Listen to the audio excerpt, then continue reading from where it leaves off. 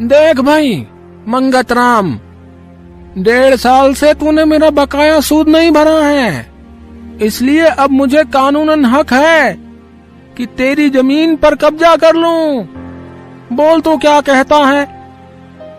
हुजूर, आप तो देख ही रहे हैं कि पिछले साल बारिश कितनी कम हुई थी और इस साल भी सावन का पूरा महीना गुजर गया मालिक, एक बूंद भी पानी नहीं बरसा है।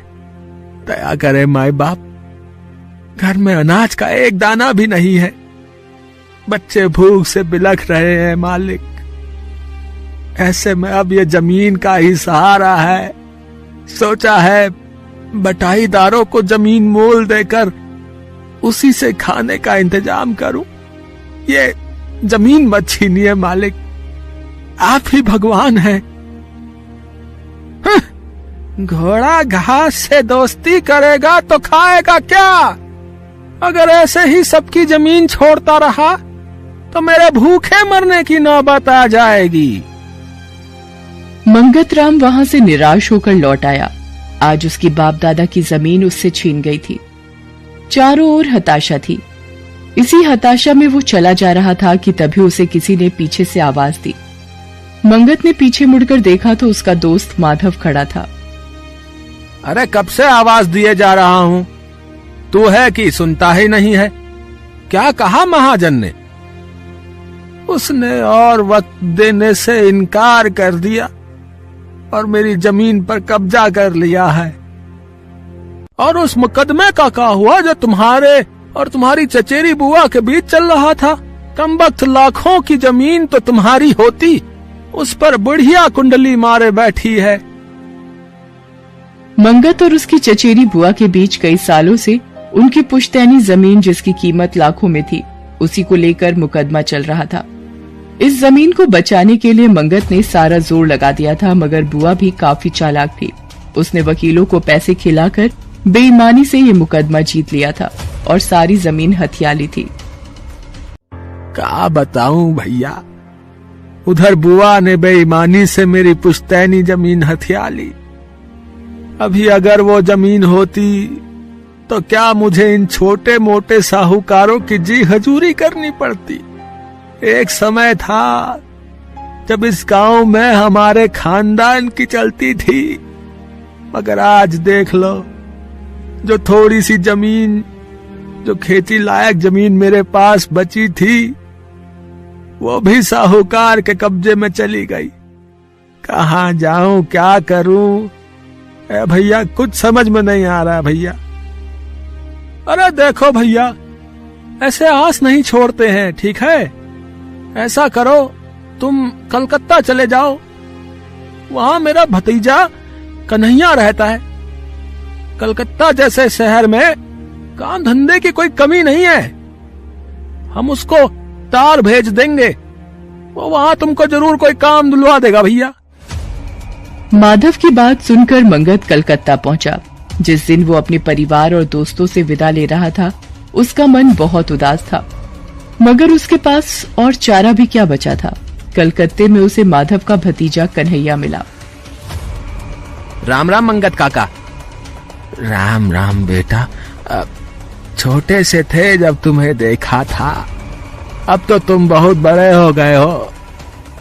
माधव चाचा का तार मिला था, मैंने आपके रहने का इंतजाम कर दिया है। आप चल कर के मेरे सेठ से मिल लेना, वो आपको काम दिला देंगे।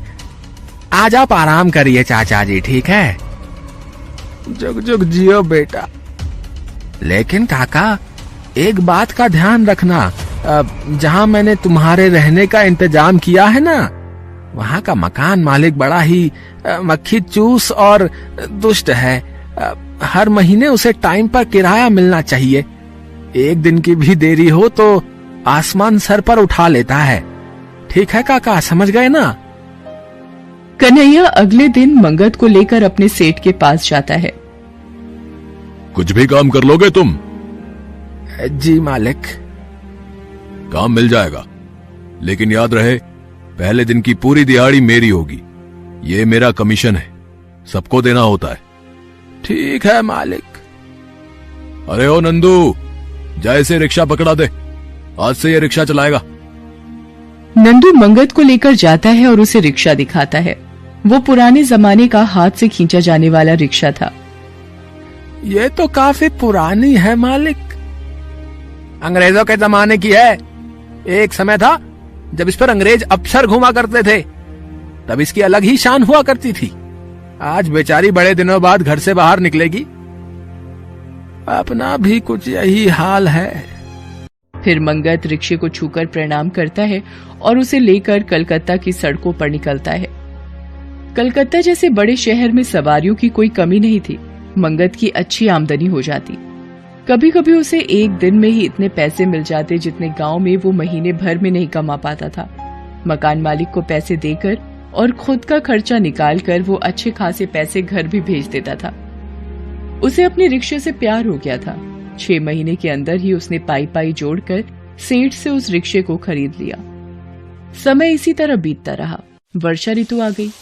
इस साल बारिश कुछ ज्यादा ही हो रही थी। बारिश के चलते मंगत शाम को भीगा हुआ घर आता है। वाह रे दुनिया बनाने वाले, जब बारिश की जरूरत थी तब तो तूने एक बूंद भी नहीं बरसाई, और अब जब इसकी कोई जरूरत नहीं है तब तू सागर लुटाया जा रहा है। रोज रोज भीगने से मंगत की तबीयत बिगड़ गई।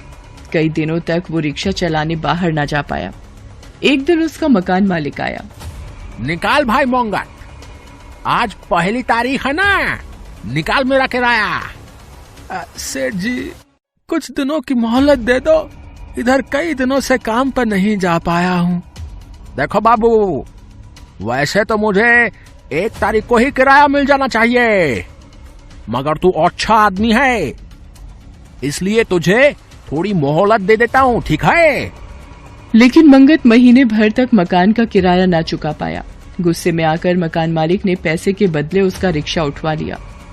मालिक, आप चाहे मेरी जान ले लीजिए, मगर मेरा रिक्शा मुझे लौटा दीजिए। अगर रिक्शा चाहिए तो शाम तक मेरे किराए के पैसे रख दे और ले जा अपनी रिक्शा को।